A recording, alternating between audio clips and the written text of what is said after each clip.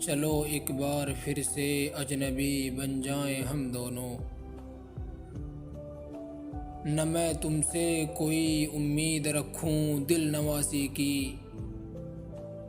نہ تم میری طرف دیکھو غلط انداز نظروں سے،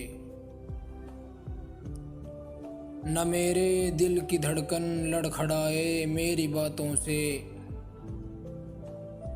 نہ ظاہر ہو تمہاری کشمکش کا راز نظروں سے۔ تمہیں بھی کوئی الجھن روکتی ہے پیش قدمی سے، مجھے بھی لوگ کہتے ہیں کہ یہ جلوے پرائے ہیں، میرے ہمراہ بھی رسوائیاں ہیں میرے ماضی کی، تمہارے ساتھ بھی گزری ہوئی راتوں کے سائے ہیں، تعارف روگ ہو جائے تو اس کا بھولنا بہتر، تعلق بوجھ بن جائے تو اس کو توڑنا اچھا،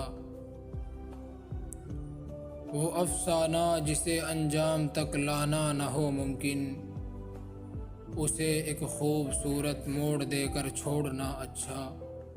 چلو ایک بار پھر سے اجنبی بن جائیں ہم دونوں۔